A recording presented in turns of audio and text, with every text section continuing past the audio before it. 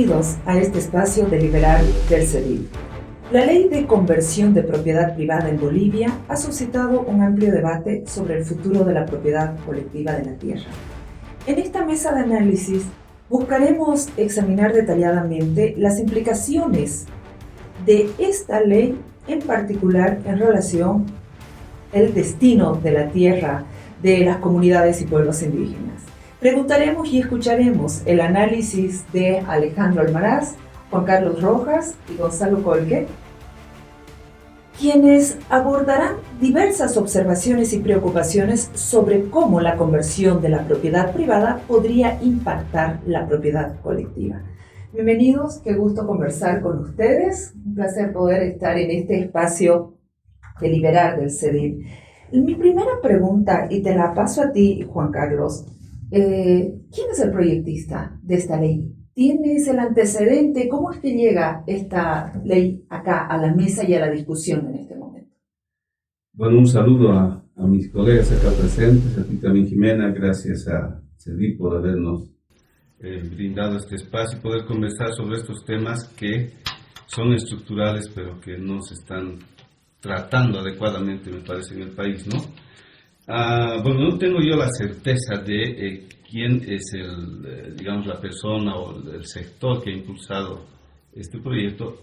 Sin embargo, el antecedente es que este proyecto de ley tiene el antecedente de un decreto supremo que se ha aplicado en años pasados a raíz de un conjunto de demandas que surgieron, tanto de productores individuales, organizaciones sociales y acuerdos con los sectores empresariales, que llevaron al gobierno de ese momento a aprobar esa ley, que se ha puesto en ejecución, entiendo yo, por el lapso más o menos de 2 años, pero que requería o requiere de una norma superior como una ley, ¿no? Porque estamos hablando de la propiedad de la tierra y de la actividad económica.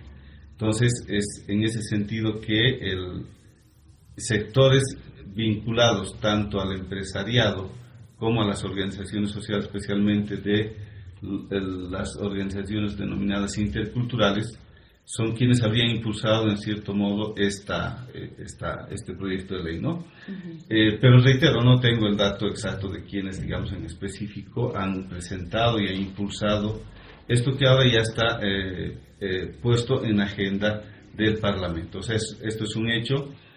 Uno puede ver en perspectiva que esto es parte del debate que se ha generado con el sector empresarial y con las organizaciones campesinas, especialmente en el oriente boliviano, a partir del anuncio de la ampliación de la frontera agrícola, ¿no?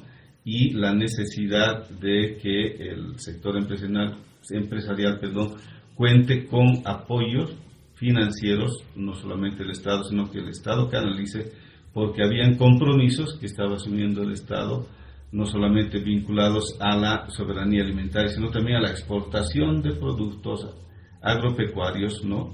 Y eso se lo viene trabajando hace más de 10 años atrás.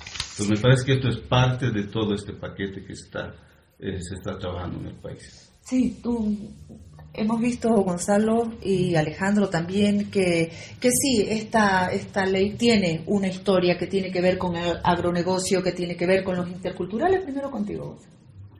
Sí, Jimena, mira, igual saludar a Alejandro, a Juan Carlos. Yo tengo varios recuerdos de cuando Juan Carlos era director del INRA y Alejandro viceministro. Había un debate intenso, muy bien documentado, muy bien trabajado, de tener una reclasificación de los tipos de propiedad en el país. Estamos hablando de la pequeña, mediana, grande, la comunitaria, porque lo que tenemos viene pues de 1953, ¿no?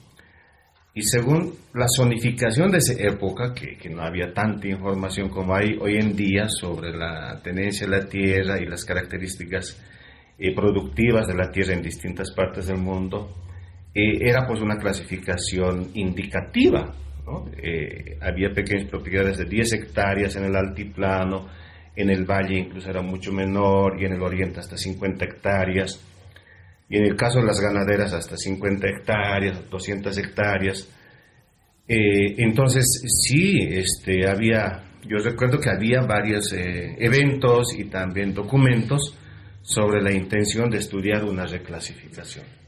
Entonces lo primero que diría, Jimena, es que ahora este proyecto de ley no apunta en esa dirección de reclasificar los tipos de propiedad agraria, que sí correspondería en algunos casos, sino de crear una figura de conversión sin modificar los tamaños máximos de los tipos de propiedad.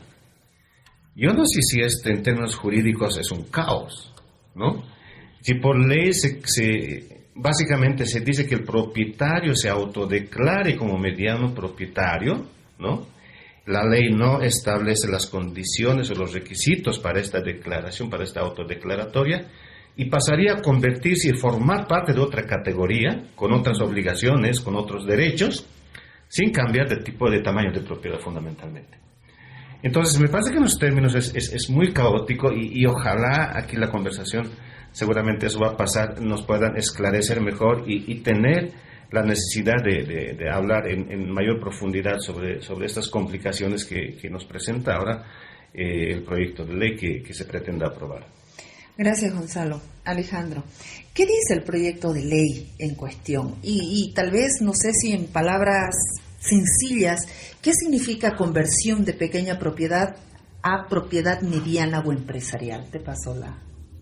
Bueno, primero yo también agradeceré por esta gentil invitación que nos da la posibilidad de esta grata conversación. En términos resumidos y simplificados, se trata de que los titulares de pequeñas propiedades agrarias puedan convertir voluntariamente sus propiedades a la categoría de mediana, con un interés que es bueno subrayar, porque está en el fundamento con el que se propuso esto ya desde hace por lo menos 15 años, diría yo, no, algo más de 15 años, que es el de el acceso al crédito, ¿no? El argumento es, nosotros nos sentimos en desventaja porque la condición inembargable que la ley establece en relación a las pequeñas propiedades impide que accedamos al crédito. Y necesitamos hacerlo porque ciertamente hay muchas propiedades pequeñas, sobre todo en Santa Cruz, fuertemente integradas al mercado, con producción particularmente soyera, que tienen esta expectativa.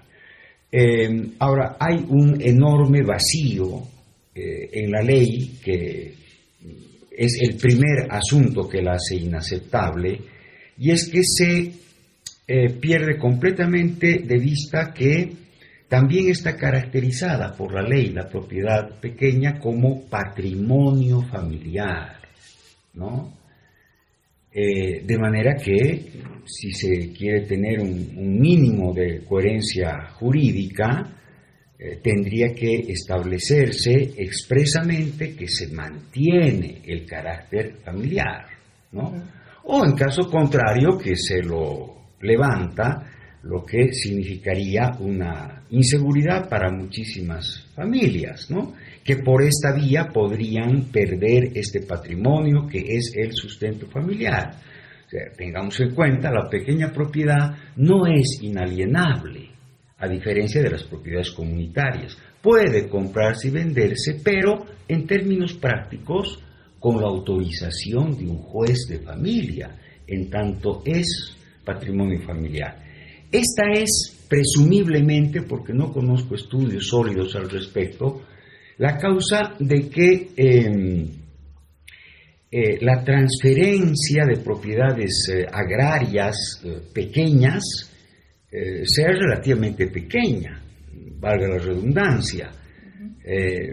Hay una otra causa, a mi juicio aún más importante, que es que estas familias, por estar integradas a comunidades que ejercen un cierto grado de dominio comunitario sobre la tierra son muy poco afectas a la transferencia. Al margen de la ley, pero dentro de tradiciones largas, profundas en la sociedad boliviana, en lugares como el Trópico de Cochabamba, o Alto Beni en La Paz, o San Julián en Santa Cruz, donde hay propiedades privadas individuales con todas las de la ley pequeñas, el uso ampliamente respetado es que si uno quiere vender, tiene que pedir autorización y ser autorizado por el sindicato, que no es sino la expresión de la comunidad, ¿no? Entonces, esto va en este sentido contrario, ¿no? Tiene un respaldo, inicialmente tuvo del gremio empresarial, cuando todavía nosotros éramos parte de la administración agraria, y entiendo que en estas ocasiones recientes, como decía Juan Carlos, hay también una intervención de sectores como los interculturales que estarían asumiendo esta medida. Gracias, Alejandro. A propósito de la administración agraria, Juan Carlos, tú que has estado en el INRA, ¿dónde están concentradas la mayor cantidad de estas pequeñas propiedades?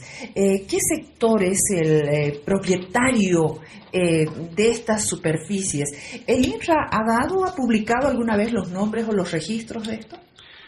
A ver, yo creo que justamente estás tocando parte de los temas vitales que, bueno, ni lo dice la ley, ni lo dicen los actores que están promoviendo esto, ¿no? Porque en realidad estamos hablando de un tema estructural para cualquier país, para cualquier estado, para cualquier sociedad, que es la tenencia de la tierra, y depende de mucho cómo se resuelva administrar esta tierra, que van a haber más o menos conflictos, ¿no?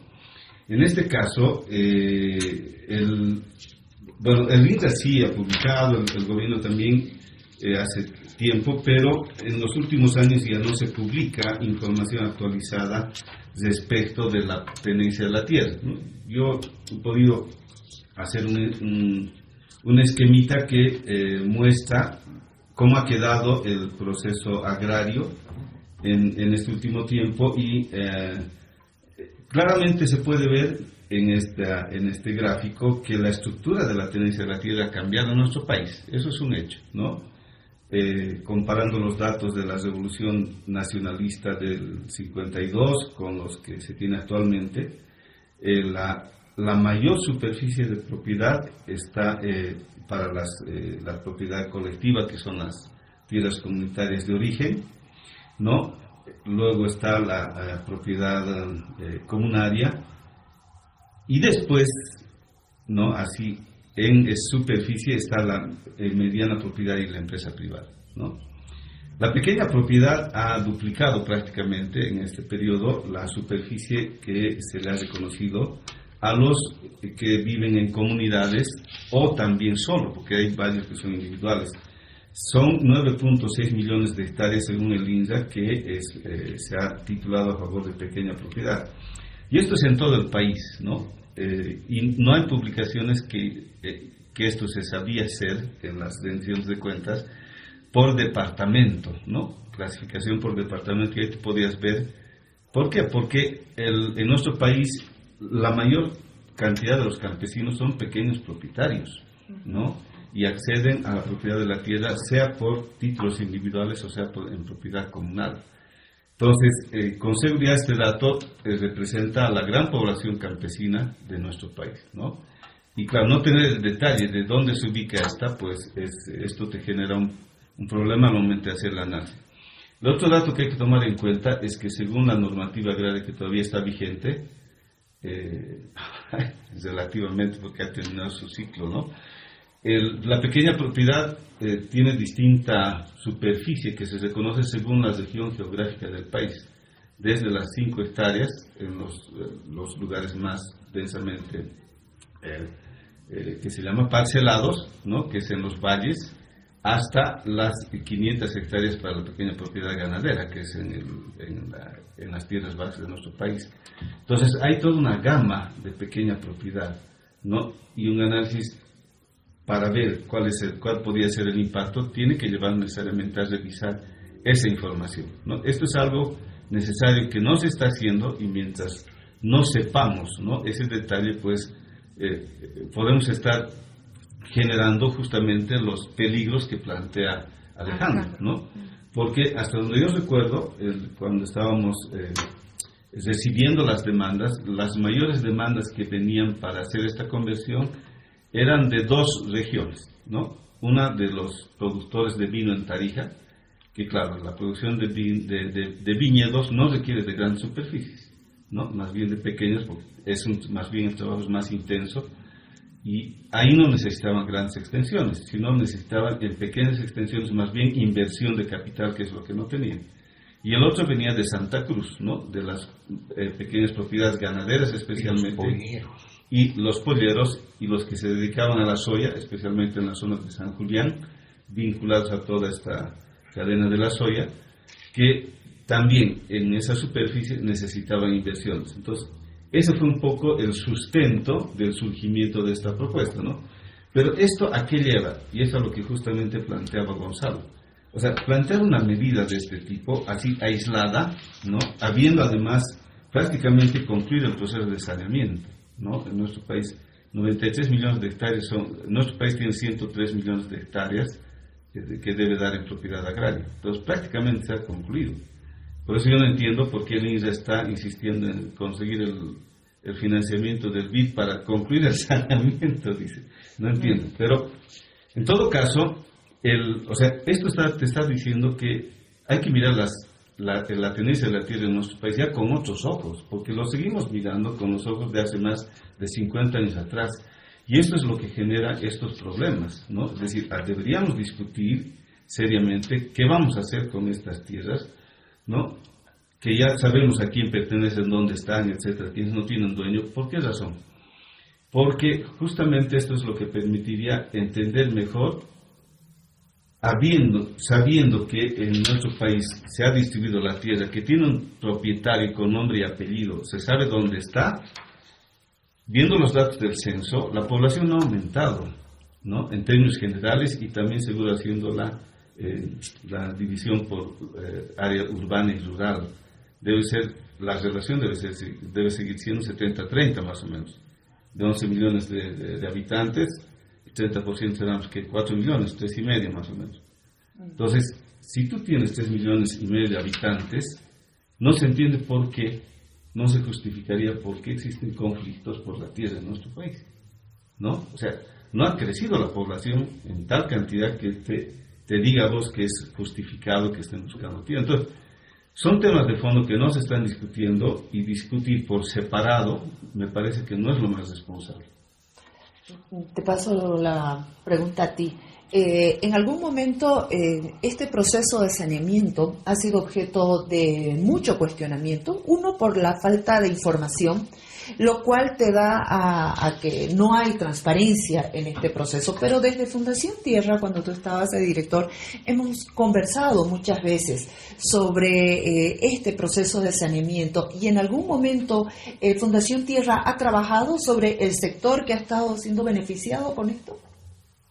Sí, sobre todo en el altiplano y valles, donde hay pues estas familias tradicionales que necesitaban asegurar la tenencia de su pequeña propiedad dentro de su lógica comunal en muchos casos, ¿no? Yo quiero retomar el planteamiento de Juan Carlos de que uno de los sectores que ha hecho una presión fuerte para convertir la pequeña propiedad en mediana bajo este artificio son los pequeños productores agrícolas de Santa Cruz, ¿no? Y yo tengo conocimiento más o menos actualizado de lo que está pasando allá, y además añadiría, Alejandro conoce muy bien que en esa época ya había pedidos de tener créditos sobre esta pequeña propiedad.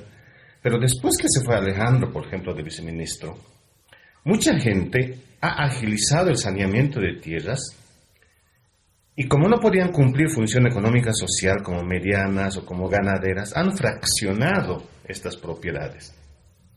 Los han subdividido y entregado a nombre de varias personas, clanes familiares, y convertirlos en pequeñas propiedades, ¿no? Agrícolas en muy pocos casos, y la mayoría pequeñas propiedades ganaderas.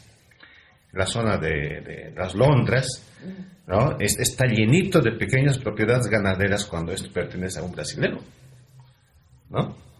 Y ahora asumo que estas pequeñas propiedades pues tienen dos intenciones. Uno, convertirse en mediana propiedad con esta ley y pasar a ser lo que siempre han sido, ¿no? Sí, propiedades comerciales para monocultivos, con permisos de desmontes, con autorizaciones de quemas y todo esto que conlleva como beneficios.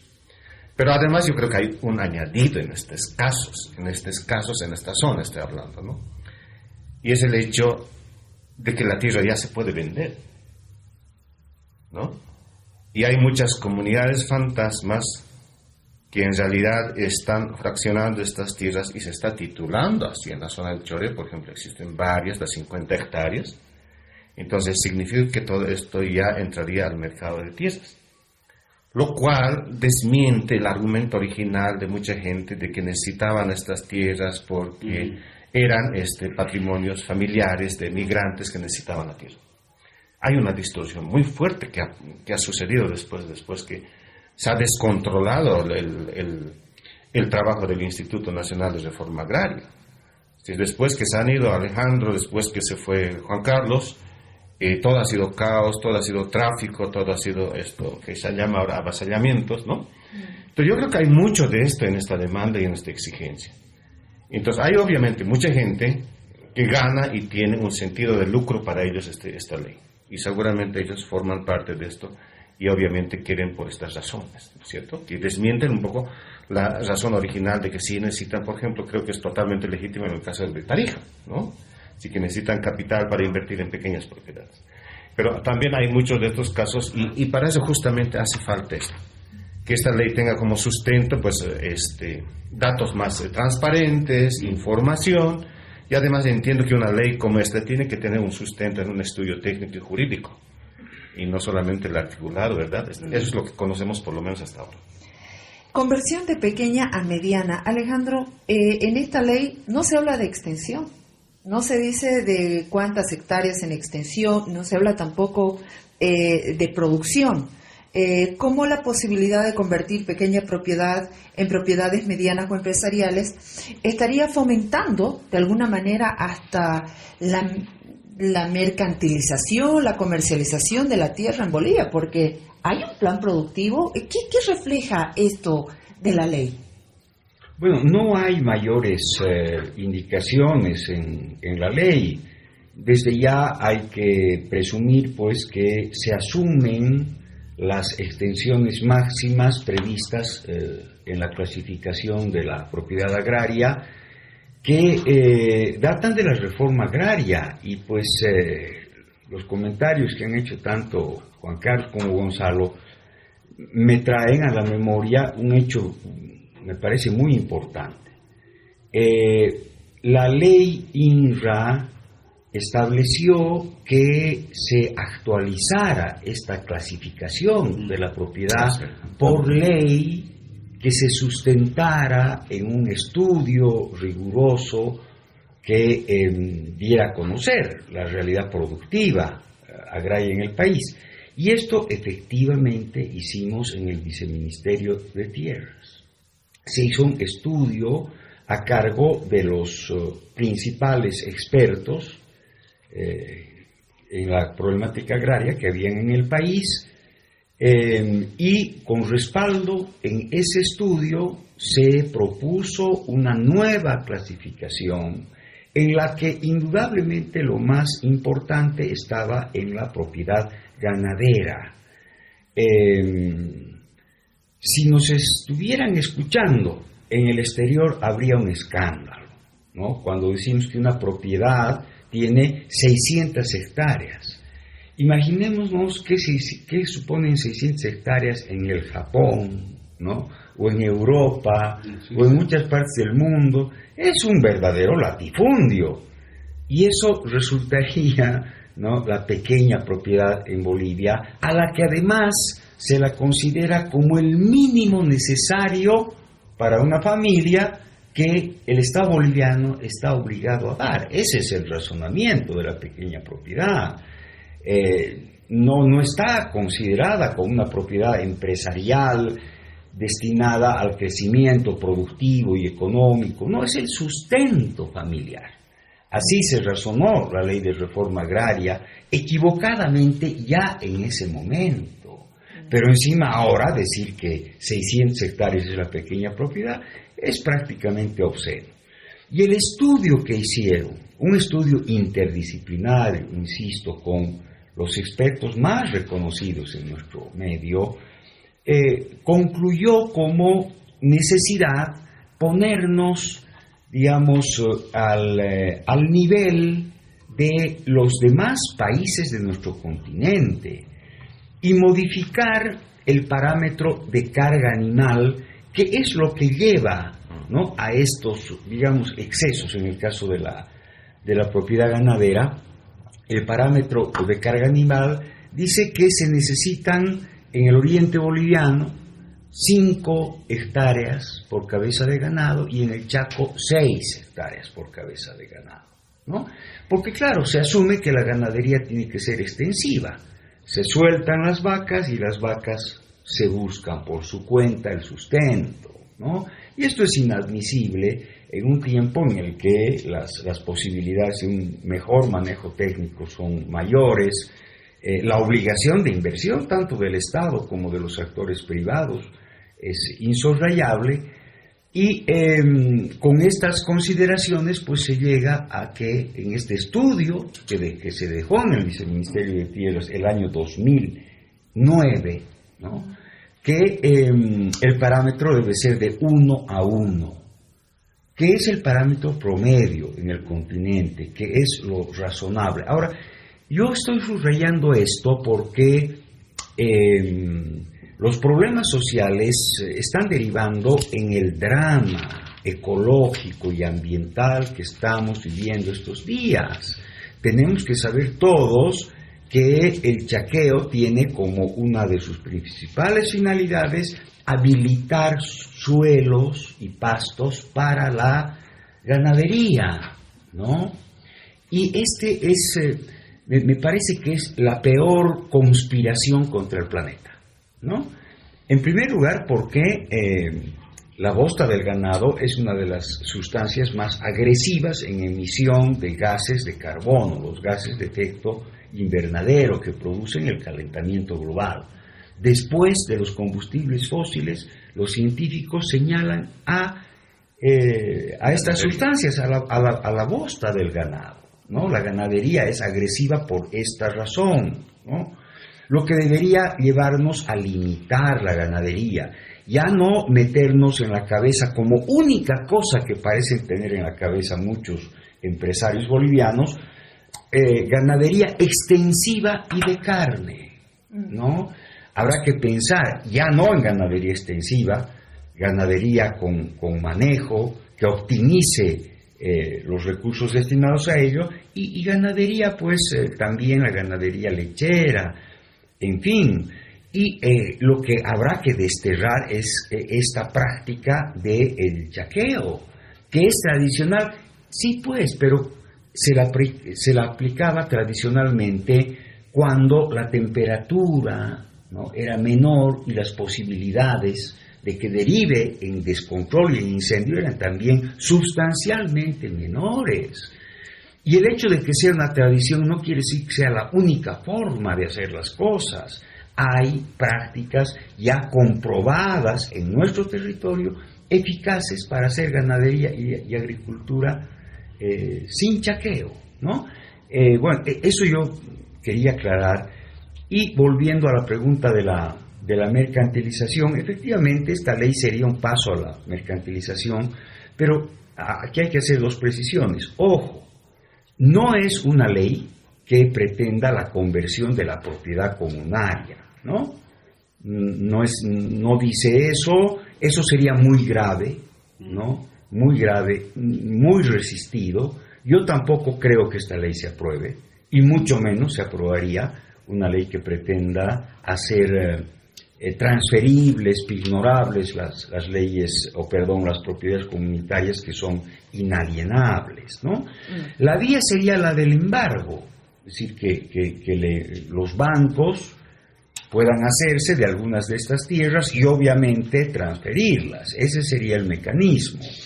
Eso sería lo nuevo, porque la propiedad pequeña ya es transferible, siempre ha sido, pero insisto, con esta restricción de ser patrimonio familiar y necesitar que un juez de familia autorice la transferencia.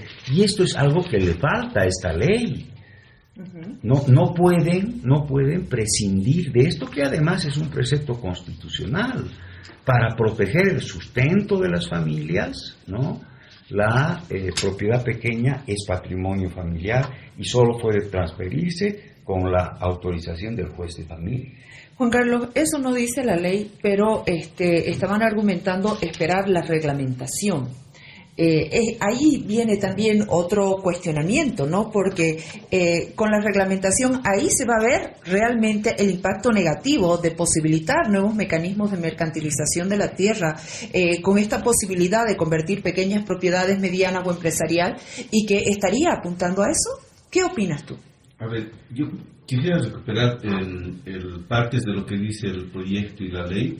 Por ejemplo, aquí en la justificación dice: el proyecto de ley viabilizará la conversión de la clasificación de pequeña propiedad a medianas o propiedades empresariales a solicitud del titular del derecho propietario, ¿no? Lo que decía Alejandro.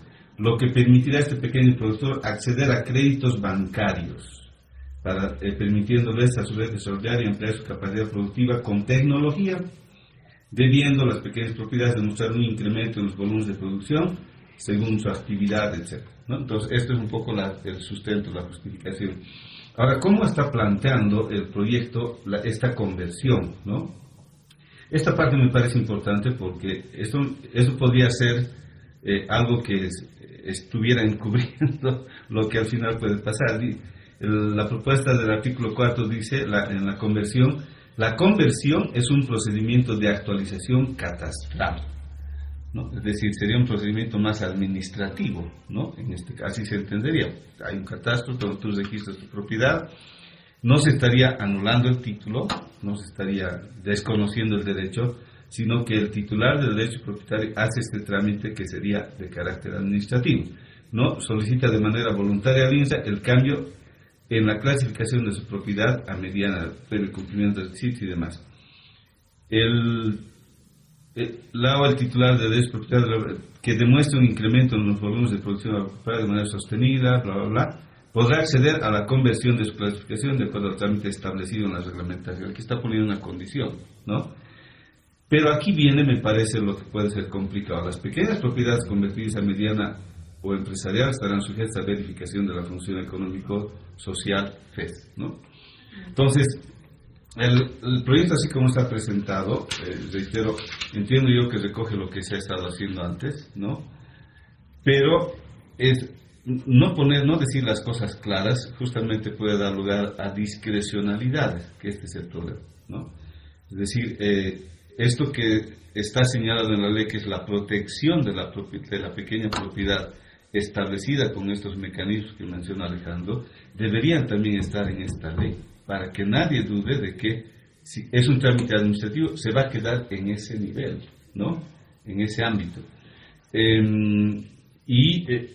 Esto después tiene que bajarse en términos más técnicos a lo que van a ser los reglamentos y los manuales para su aplicación, ¿no? Porque es ahí donde también se pueden introducir algunos elementos que tienen que ver con distorsiones y demás. Pero, en todo caso, yo reitero, esto de hacer esta conversión probablemente sería innecesario si se retoma lo que mencionaba hace un momento Alejandro. Si en el país se reclasifica la tierra en las actuales condiciones de la tenencia de la tierra, probablemente ya no hay necesidad de que haya una ley de conversión de la pequeña propiedad, porque ya tenemos otro tipo de propiedad que reconozca las características de la propiedad actual de la tierra y además de su función social y su función económico-social. Entonces, no estamos queriendo hacer, ¿no?, una ley en función de un razonamiento de hace más de 50 años. Estamos tratando de acomodar, ¿no?, con una serie de artilugios, a una realidad que es totalmente diferente. Entonces quizá hay que más bien cortar las cosas de raíz. Gonzalo, el acceso al crédito, al que ha hecho referencia tanto Alejandro como Juan Carlos. Si un intercultural necesita capital, la entidad financiera le permite el acceso al crédito. ¿Qué sucede si no logra cumplir con el crédito? Por diversas razones, una sequía, una lluvia, lo que pueda pasar. ¿La banca se va a quedar con su tierra? Al final, ¿en manos de quién se va a quedar? ¿Con la banca? ¿Quiénes son los dueños de la banca en este momento? O sea, apuntemos ahí. En la figura de aprobarse esta ley, eso es lo que justamente va a pasar. Los pequeños que no puedan pagar el crédito les van a confiscar la tierra y van a pagar con la tierra, ¿no? Es decir, como en cualquier otro sector comercial, ¿sí? Lo que me parece más grave, y antes de perder de vista la idea, quisiera complementar con lo siguiente. Alejandro tocó un tema súper importante, la relación entre las consecuencias quizás incluso inesperadas que tendría esta ley sobre los incendios y los daños medioambientales que estos días estamos presenciando. Me explico. Entiendo que bajo esta ley, por ejemplo, sería susceptible de conversión, entre comillas, la pequeña propiedad ganadera de Santa Cruz, ¿no?, en mediana propiedad o propiedad empresarial, que aparte de los créditos va a tener que cumplir la función económica social, porque eso dice la ley. ¿Y eso qué significa? Que esa pequeña propiedad ganadera, que era mayormente silvopastoril, de bosques, etcétera, tendrá pues toda la vía libre para desmontar y quemar el bosque, ¿no? Si es pequeña, si es mediana propiedad ahora, ¿no? Y si esta mediana propiedad tiene que cumplir una función económica social, y si esta mediana propiedad puede sacar un plus que le convierta de ganadero a monocultivo, se va a habilitar tierras como lo están haciendo, ¿no? Entonces, el desastre, el impacto negativo en términos de desastre ambiental de esta ley puede ser mucho mayor en esos términos. Existen muchísimas propiedades bajo el título de pequeña propiedad ganadera de 500 hectáreas que está en las zonas de expansión de Santa Cruz y también en Beni, entiendo, ¿sí? Y todas estas zonas todavía tienen restricciones, todavía en estas limitaciones, pero bajo esta figura podemos tener un efecto inesperado, por decir de alguna manera. Algo que no está en los cálculos y todo eso. Y justamente tiene que dilucidarse estos riesgos, estos impactos negativos, estas posibilidades, externalidades, en un debate, en un estudio, en un panel de expertos, de gente que haga el estudio que han hecho ustedes, ¿no? Aquí un poco hemos masacrado a Alejandro para que recuerde la época en que efectivamente han hecho ya el trabajo que ordenaba la ley de tierras. Es decir, háganse una reclasificación porque lo que tenemos viene del 1953. Y hay un trabajo que se ha hecho, y yo recuerdo, por eso decía al inicio, que tengo memoria de ese trabajo, porque creo que alguna vez he participado en los eventos de socialización, y esa es la manera correcta de hacerlo, ¿no? Entonces, aquí hay un riesgo mucho más allá de que el propietario pueda perder su pequeña propiedad a consecuencia de estos créditos. Y ese riesgo tiene que ver con temas ambientales. Hoy en día no podemos ya discutir el tema agrario solamente en términos agraristas, el tema ambiental en términos de propiedad, porque esto es fundamental, ¿no? Ojo, quienes vayan a aprobar este proyecto de ley, tengan en cuenta que un potencial efecto perverso negativo pudiera ser que este incentive y empeore más los incendios forestales.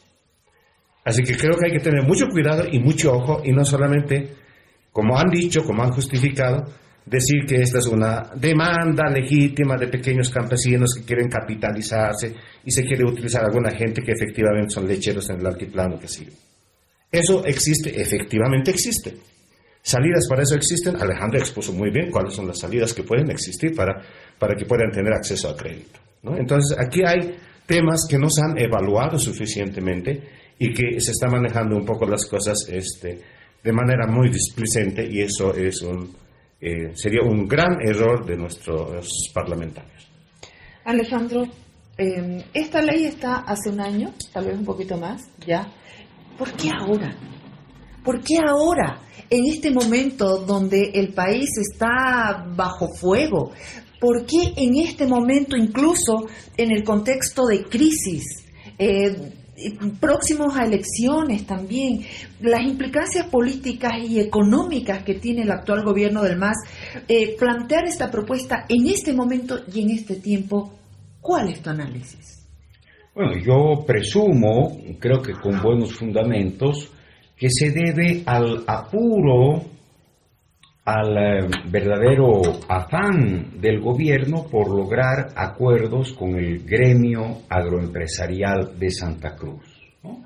Cosa que no es nueva. Ya en momentos anteriores el gobierno de Evo Morales buscó y logró estos acuerdos con concesiones muy importantes al sector empresarial, que venían a suponer un nuevo derrotero de la política agraria, ¿no?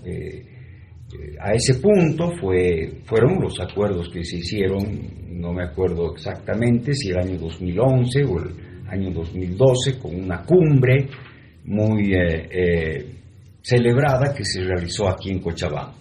Ahora hemos visto que hay nuevamente esa dinámica, y pues hace apenas unas semanas, unos días, se ha dado cuenta de nuevos acuerdos entre el gobierno central y los gremios agroempresariales, ¿no? Y pues es muy importante advertir que la apertura que el gobierno del MAS no ha venido teniendo respecto al conjunto de los sectores populares, sí la tiene respecto a sectores empresariales, como en este caso el agroempresariado cruceño, ¿no? Esto me parece que sería por parte del gobierno una concesión pequeña, ¿no? Realmente pequeña. Para hablar de concesiones anteriores, se aceptó ya en tiempos de Evo Morales algo que el empresariado exigió el momento en que se discutía la nueva ley agraria, la ley de reconducción comunitaria de la reforma agraria, que era algo que neutralizaba toda proyección redistributiva de la ley, que era una periodicidad de 5 años en la verificación de la función económico y social de la tierra, tomando en cuenta que si esa función no existe, tendría que aplicarse un mecanismo redistributivo, sea la reversión o, dentro de saneamiento, la declaratoria de carácter fiscal de esa tierra para ser dotada a alguna comunidad campesina o indígena. Eso no se aceptó porque no tenía, además, un fundamento sólido. No se demostró que fuera necesario, para poder demostrar el uso económico de la tierra, que pase esa cantidad de años, y simplemente se aceptó no por una razón técnica, sino más bien por la razón política de evitar un conflicto agudo, que la periodicidad fuera de 2 años. Pero bueno, pasado el tiempo, vuelve esta demanda y el gobierno de Evo Morales la concede, pero en unos términos técnicamente tan deficientes que resulta no sirviendo para nada.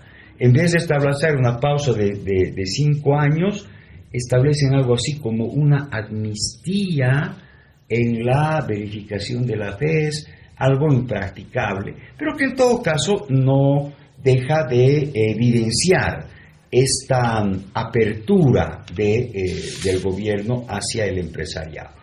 Y ahora, para ya no extenderme en otras ilustraciones de esta actitud, tenemos algo denunciado en horas recientes que me parece muy grave, muy, muy grave, y es una iniciativa de la Procuraduría para que, por un lado, no se investiguen, ¿no?, las causas de los incendios, pero que además esto sea considerado en la verificación de la función económico y social.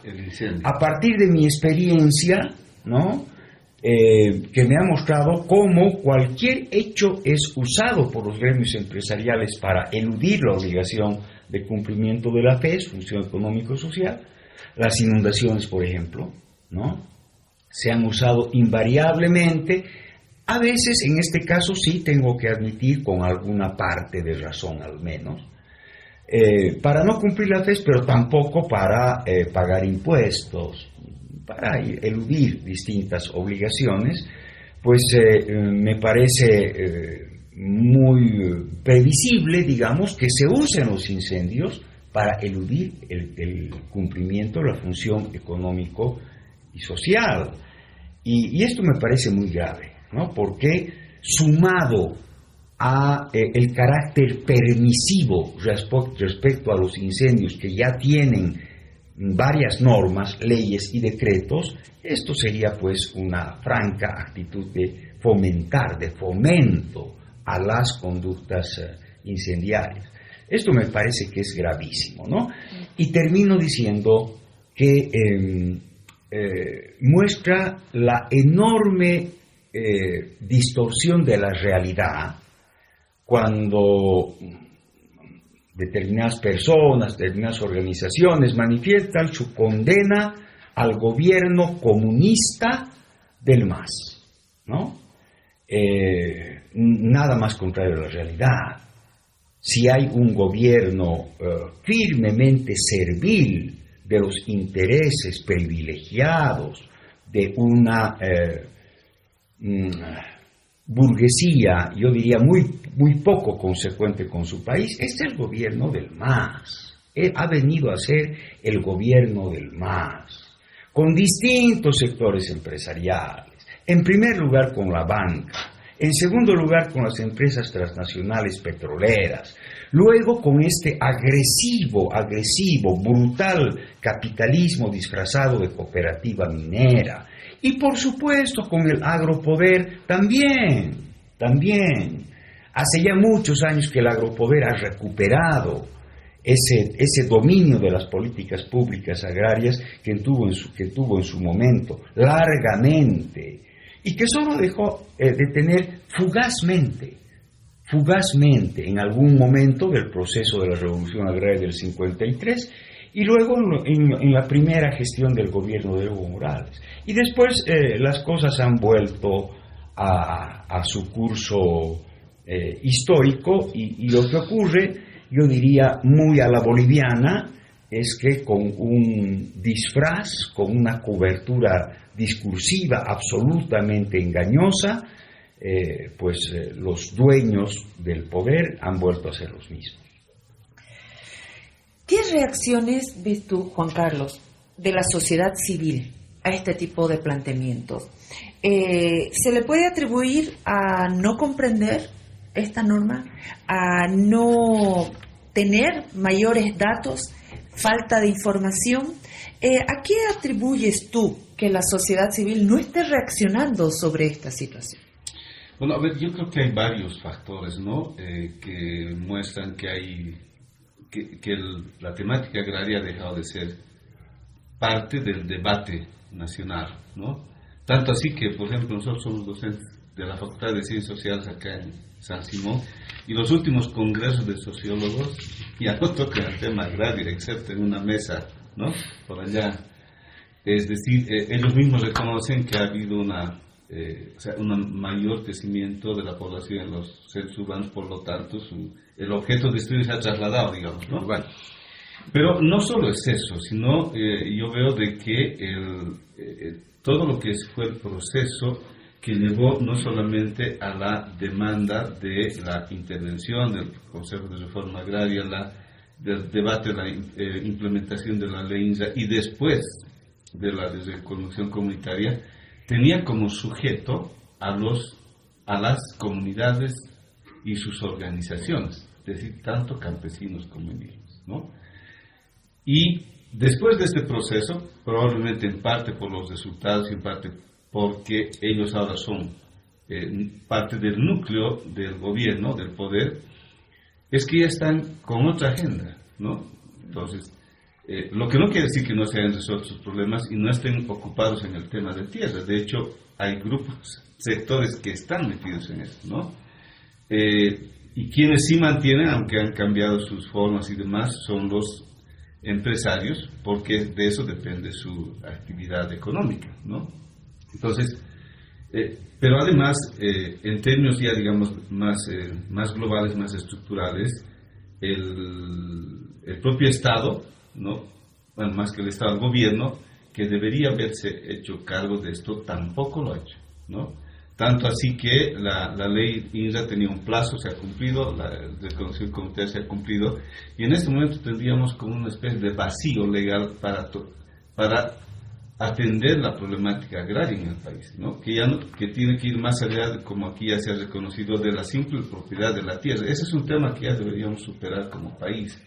Hay que hablar de la tenencia de la tierra en otros términos vinculados a el tema ambiental, al tema productivo, a cómo vamos a proyectarnos como sociedad de aquí adelante, sabiendo todos que la mayor parte de los bolivianos vivimos en las ciudades y no en el campo, ¿no? Entonces, las ciudades están creciendo, se están comiendo a las comunidades y las áreas agrícolas, es decir, hay muchos otros problemas que se tienen que resolver. Pero me parece que se ha perdido esa perspectiva, ¿no? Las propias organizaciones, los propios sujetos sociales que tenían en su agenda esto, me parece que la han sacado de su agenda o la han reconceptualizado, ¿no? Y eso es algo que está faltando. Por esa razón es que yo creo en parte además es que no se está discutiendo lo que se debía de discutir, ¿no? Una nueva forma más bien una nueva legalidad para una nueva forma de la propiedad, de la tenencia, de la administración de la tierra en nuestro país. Entonces hay grandes ausencias para este tema. Estoy en la última ronda, gracias Juan Carlos. También la última pregunta, Gonzalo. Además de este silencio, el silencio cómplice de organizaciones campesinas, indígenas, interculturales que apoyan al gobierno cuando se habla de esta ley.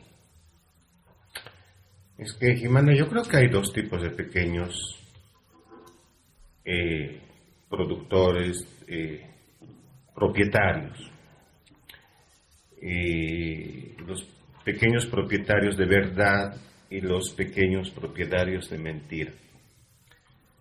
Y los primeros tienen, en muchos casos, legítimo derecho de reclamar reformas legales para pedir cambios legislativos como este. El acceso a crédito, ¿no es cierto? Tener capitalización, tener actividad comercial. Pero hay muchos otros, como he señalado, que están camuflados como pequeños propietarios cuando no lo son. Muchos de ellos son propietarios o poseedores ilegales de la tierra. Muchos de ellos son gente que ocupan tierras fiscales, que a pesar de que ha terminado el saneamiento no lo han soltado, ¿no? Siguen teniendo sus alambrados, sus potreros, sus caminos con tranca y siguen siendo propiedades privadas. Hay mucha gente que se ha convertido en pequeño propietario siendo empresa y ahora realmente van a ser empresa y por lo tanto en los bosques que han conquistado en esta categoría van a acabar consolidándolo primero y segundo desmontándolo y provocando probables desastres para más adelante. Yo me quedo con la idea que ya estaba planteado hace ya varios años en la ley de tierras, primero, que hay que hacer una reclasificación de los tipos de propiedad en Bolivia, según regiones geográficas, ¿no? Según tamaños, y esto corresponde. Segundo, ya hay un avance que Alejandro ya ha explicado, ha mostrado, y eso es quizás lo más fuerte y sólido que tenemos para trabajar. Ahora, a partir de ahí que no exista una capacidad institucional o del gobierno para tomar el desafío y tomar el toro por las astas, ya es otro problema que no se puede pues enmendar, resolver con una ley que tiene más riesgos que ventajas en este momento. Sí, creo que no solamente en términos ambientales, sino en términos económicos y de desposesión también de la pequeña propiedad que es patrimonio familiar para mucha gente, esta ley tiene más riesgos, ¿no? Más desventajas que ventajas. Y creo que por esa razón los diputados, los parlamentarios tendrían que pensar seriamente antes de votar por esta ley. Me quedaría yo con esa idea. Gracias. Alejandro, también lo último para ti, para cerrar. Tú has hecho unos apuntes muy claros, especialmente en términos legales, también sobre la idea política y bueno, ya estamos entrando a un año electoral, a tiempos electorales, elecciones judiciales, cuando sabemos que hay normas incendiarias, que hay perdonazo, que todo está favoreciendo a un sector. Dame, por favor, para cerrar esta conversación, tu punto de vista sobre lo que ha significado la implicancia del valor de la tierra para el MAS. Muy bien, pero primero quisiera aclarar, porque me temo que no entiendan, ¿qué tiene que ver esto de la FES con los incendios? ¿No? Lo explicaré rapidito, sí, de manera un poco más clara. Sucede que los incendios tienen autores y en la generalidad de los casos los autores son los que hacen chaqueos. Los incendios son chaqueos que se desbordan, que se descontrolan. Y quienes lo hacen son actores productivos, se habla mucho de los interculturales, tienen indudablemente su contribución en esto, pero los datos que conozco nos muestran que es el sector empresarial el autor de la mayor parte de los chaqueos derivados en incendio. Y en estos tiempos hay un instrumental técnico que nos permite identificar cuál es el exacto punto de inicio del chaqueo y por lo tanto del incendio. Y al menos como una muy sólida hipótesis podemos ponerle nombre, apellido y foto más al autor de ese chaqueo. Entonces, si resulta que encima de paralizar las investigaciones sobre los causantes de los chaqueos, eximimos a quienes sufren el incendio del cumplimiento de la función económico y social, podemos estar no solamente eximiendo de la responsabilidad penal que les corresponde a los incendiarios, sino premiándolos, eximiéndolos de la obligación legal de cumplir la función económico-social. Esto es altamente probable en esta hipótesis que se está discutiendo en estos momentos y que ojalá evite que se le dé otra gracia estatal al sector empresarial con un altísimo costo para el país. La tierra pues ha sido un elemento, yo diría, fundacional para el MAS, porque el MAS originalmente fue la proyección política electoral de las organizaciones campesinas del país, ¿no? En términos prácticos, eso fue, y así estaba además pensado el MAS. Yo he participado en aquellos eventos del proceso fundacional, y el movimiento campesino, luego indígena campesino, ha sido también el sector social protagónico. Por eso es que en las realizaciones prácticas que ha llegado a tener lo que se ha llamado proceso de cambio, no hay mucho más allá de la redistribución de la tierra, ¿no? Porque para esa realización, para esa transformación, había un sujeto social claro, empoderado, desplegado en su movilización. Pero el proceso histórico les ha volcado en contra, ¿no?, a las estructuras de poder surgidas del MAS. de una manera muy parecida a lo que ocurrió con la Revolución Nacional y con la reforma agraria, el gobierno que surgió no solamente del voto, sino de la movilización indígena y campesina, ha pasado a gobernar para los que siempre tuvieron el dominio del Estado boliviano, para los actores tradicionales del poder político. Les he dado muchos ejemplos, agrego uno más que me parece muy elocuente a tiempo de ser pintoresco. Sigo recordando aquel acto público en Trinidad Beni, donde la Federación de Ganaderos le obsequia a Evo Morales un hermoso caballo colorado, no porque fuera simplemente su cumpleaños, que además creo que era también su cumpleaños, sino porque era la retribución al compromiso y a la gestión ya efectiva del gobierno para posibilitar la exportación masiva de carne a China, ¿no? Lo que supondría, porque este gobierno es también continuidad de Evo Morales en ese proyecto, masificar, ¿no?, la ocupación ganadera a expensas de los bosques tropicales, de liquidar los últimos bosques tropicales que son el único elemento sobre la superficie de la Tierra o el más importante para contrarrestar la contaminación del carbono y del calentamiento. Entonces yo terminaría con esta reflexión, Jimena. Aquí ya por sobre determinadas contradicciones políticas, ¿no?, guerras interpartidarias, en fin, no podemos los bolivianos seguir teniendo esta conducta suicida y homicida respecto a nuestra especie. O sea, no podemos aceptar que los señores ganaderos y los señores agropecuarios y los señores gobernantes nos vengan a decir que necesitamos plata, que nuestro problema es el de la plata. Es decir, no puede haber esa degradación, esa desesperante degradación en el intelecto, en la condición humana. Sus hijos están apenas respirando en Omareda de Santa Cruz. Se está causando una destrucción. O sea, pensemos en la cantidad de animales que no solamente mueren, sino que mueren con el dolor mayor que puede sentir un ser vivo, que es el de la combustión.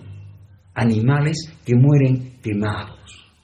Entonces, los señores empresarios de Santa Cruz tienen que dejar de insultarnos, de agredirnos, de degradarnos con eso de que el crecimiento económico, el trabajo, que es además mentira. La soya no da trabajo, señores empresarios. Salvo a 4 tractoristas, háganme el favor. La ganadería no da trabajo, señores empresarios, salvo a unos muy pocos vaqueros, particularmente esa ganadería como la que se hace. Se trata de seguirse llenando los bolsillos de una manera ya no solo irresponsable, sino suicida. Yo diría homicida, biocida, ecocida. Y el señor Arce, por supuesto, no puede permitírselos en nuestro nombre. Y pues la sociedad tendrá que tomar en sus manos su destino, pero el futuro de la vida en nuestra Amazonía, en nuestro país, y pues seguirse movilizando, porque está visto que los bolivianos no tenemos otra forma de lograr nuestros propósitos más legítimos y básicos, dado que se nos ha arrebatado de la institucionalidad democrática, de la posibilidad de resolver, digamos, más civilizadamente las cosas. Gracias, Alejandro. Gracias, Gonzalo, también, y gracias a Juan Carlos. Juan Carlos Rojas, Gonzalo Colque, Alejandro Almaraz, acompañándonos en este riquísimo debate, en esta riquísima reflexión que ha propiciado el CEDIP en este espacio de Liberar sobre la ley de conversión de propiedad privada en Bolivia. El debate está ahí, en la mesa, para reflexionar, analizar. Gracias.